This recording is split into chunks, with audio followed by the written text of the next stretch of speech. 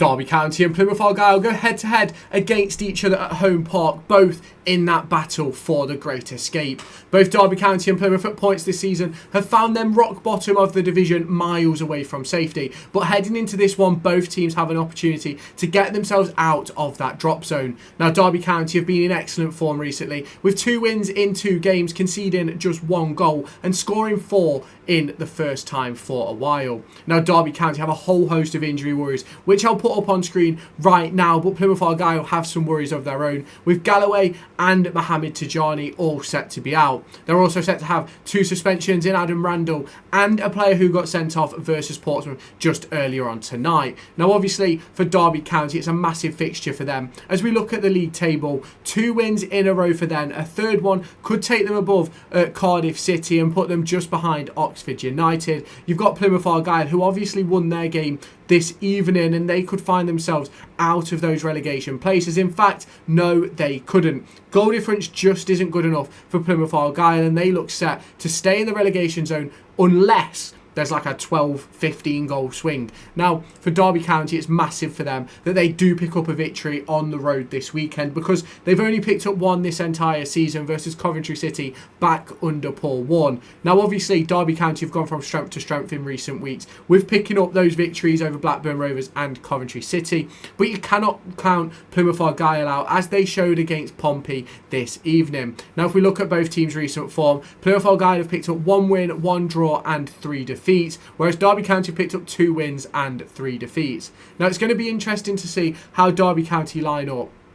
They've lined up in a 3-5-2 in the last few games, and it's going to be massive to see if that continues. Obviously, Derby County have to keep an eye on the fitness of some of their key players, and we could see Kane Wilson return to the side after resting on Tuesday evening. Now, obviously, if we look at the head-to-head of these 2 sides, they've only played 3 times over the course of recent years, which FootMob does have noted down, with Plymouth Argyle winning 2 and Derby County picking up 1 draw.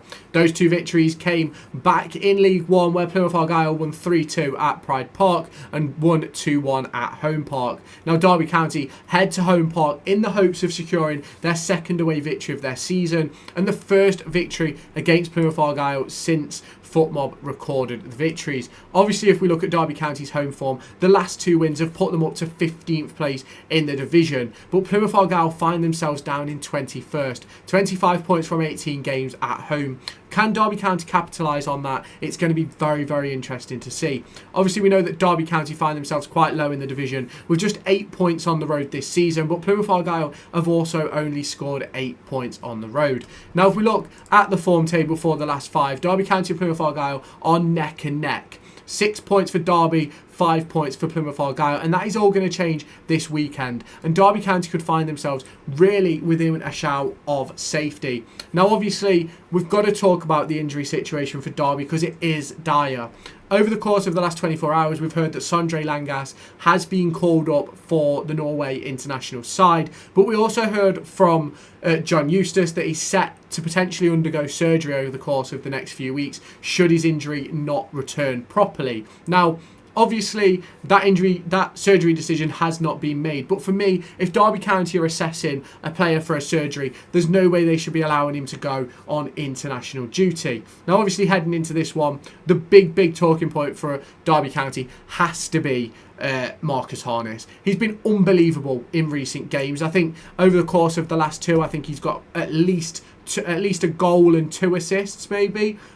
He's done very, very well for me, and I'm really impressed with the return that we've seen over the course of the last few weeks. I thought he was really good against Blackburn, really good against Coventry, and really starting to come into his own under John Eustace. Now, he's made 17 starts, 2 goals, 2 assists, which ultimately isn't good enough, but I felt like Paul Warne never really utilised him correctly. Now, at 29 years of age, Marcus Harness at Derby County has to get better, and if he wants to go back to Ipswich Town and potentially be in their squad for their season next year, that's going to be a battle which he has to face over the course of recent weeks. Now, obviously, Harrison Armstrong has come into the Derby County side over the course of the last few weeks, and he's been absolutely unbelievable. In my opinion, he's really stepped up in the absence of David Ozo and has done a really good job.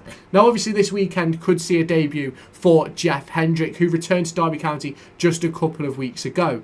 Now, for me, at the moment, I wouldn't want to change that team just for the sake of changing the team.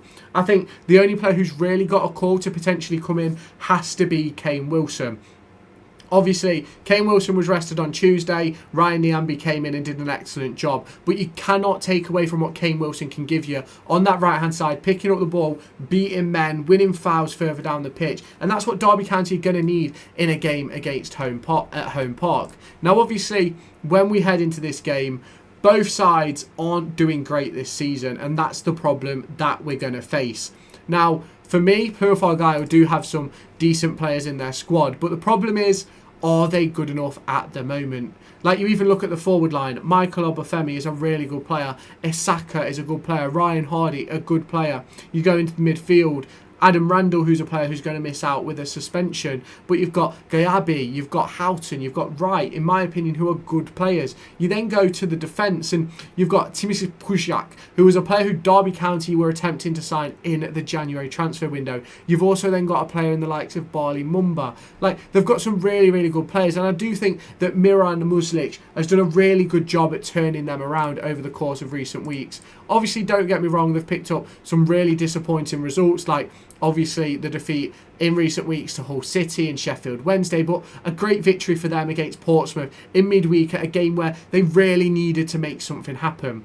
Now, for Derby County, you've got to see where they need to win here, and you've got to see the players that they've got to target. Just like Derby County, Plymouth Argyle have struggled to score goals this season. Their top goal scorer is Ryan Hardy with 6, and their top assister is Mustaf Bundu with 4. Now the problem that Derby County are going to face over the course of this upcoming game is being able to continue at the rate that they've been doing in recent weeks. Obviously, with those 2 victories that Derby County secured against Coventry and then obviously against Blackburn Rovers, it really opens up the door. But both these 2 sides, Derby County and Plymouth, will be looking at fixtures elsewhere. Oxford host Watford and they can get dragged into the battle. Luton Town host Middlesbrough, they can get dragged into the battle. Pompey are away at Preston North End. Could they fall into the battle? West Bromwich Albion against Hull City, who also could fall into the battle. You've also got Stoke on the road to Millwall and Cardiff City on the road to Blackburn Rovers.